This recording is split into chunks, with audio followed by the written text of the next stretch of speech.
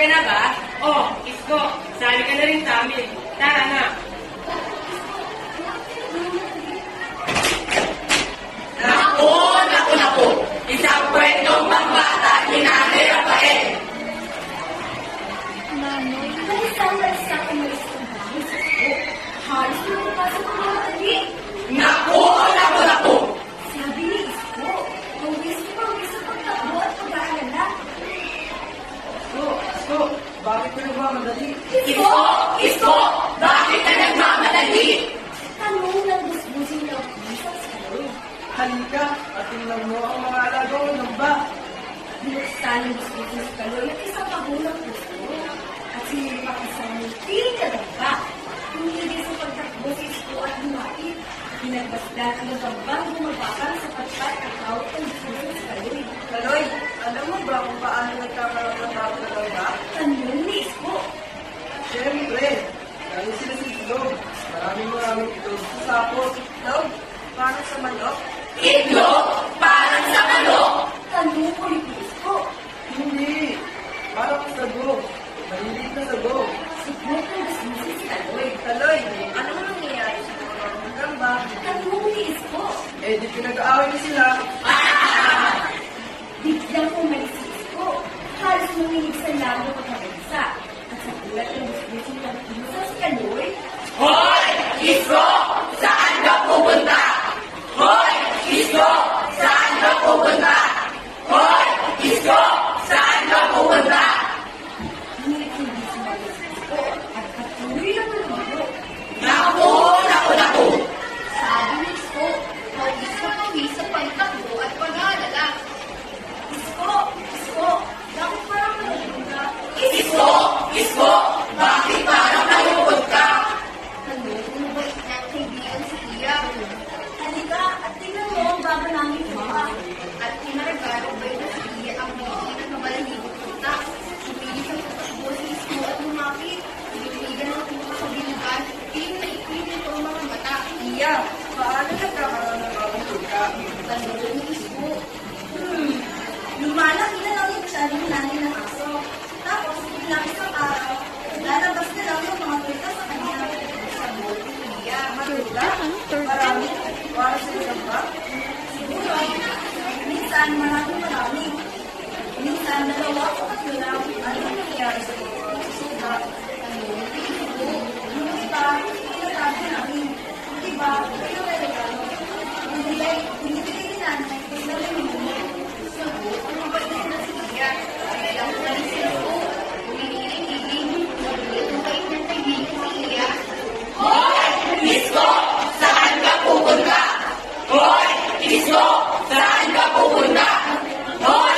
Isko! Saan ka pupunta? Ngunit hindi nagka. Hindi sumagot si Isko. Tuloy lang na lumayo.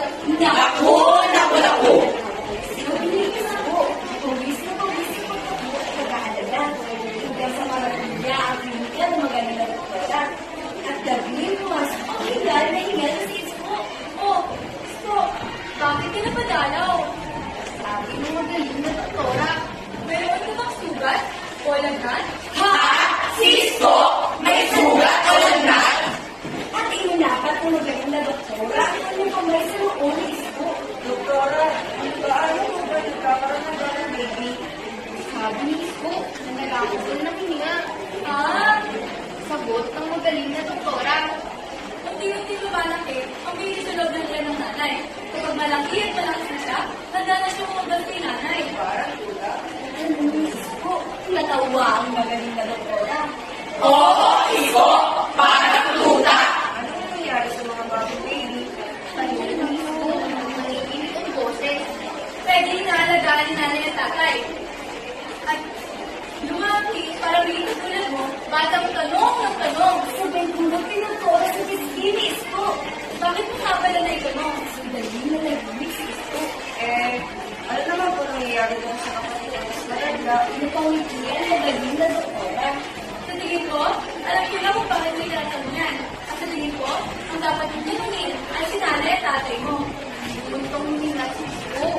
Halos talaga nito paa sa pag-alis. Oo, Isko! Mag-ingat ka! Sabi ng magaling na doktora.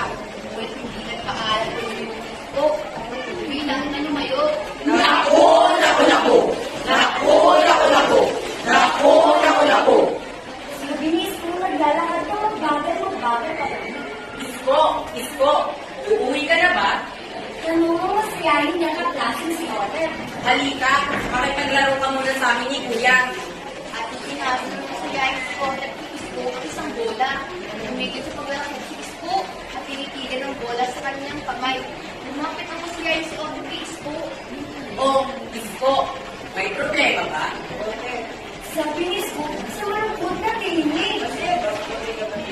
Oo, syempre. Ito ba malaki na masiyahin si Otep? Kapag meron tayong mahirap na homework, nandyan si Kuya para tulungan ako. Pinapasya na rin ako ni Kuya. Tapos, kapag gabi, nagkakantahan kami. At siya ang nagigitara. Yung pinagawa ni Berto ang kaon ko at inaway ako. Kuya ang nagtanggol sa akin. At syempre, parati akong may kalaro. Dahil nandyan si Kuya. Paglaki ko nga, gusto ko maging katulad niya eh. Tanong ni Isko. Oo, kaya pinagbubutihan ko sa eskwela. Matalino kasi si Kuya. Tsaka minsan, nagpapaturo na rin ako sa kanya mag-gitara. Kaso maliit pa mga daliri ko. Di ko paabot yung ibang string. Tapos, tsaka sinusubukan ko rin maging magaling sa basketball kagaya niya. Sagot ni Otep. Otep, tara, laro na tayo. O Isko, sumali ka na rin sa amin. Tara na. Sigaw ng iya ni Otep. Oo, Isko! Tara na! Yaya ni Otep. Pinasa ni Isko ang bola kay Otep at biglang umalis. Sa gulat ang masiyahin si Otep. Hoy, Isko! Saan ka pupunta? Hoy, Isko! Saan ka pupunta? Hoy, Isko! Saan ka pupunta? Uuwi!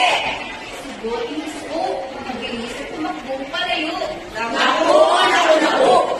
Sabi ni Isko, pawis na pawis sa pagtakbo at pagkasabi. Hanggang sa makarating si Isko sa kanyang bahay at daging pumasok. Sa bulat ng kanyang nanay, Oh, Isko, bakit ka nagkakalabi? Unang nalay ni Isko. Ngunit hindi sumagot si Isko. At iyakas na lamang ang malaki at bilagang hanap ng nanay. Magiging kuya na si Isko!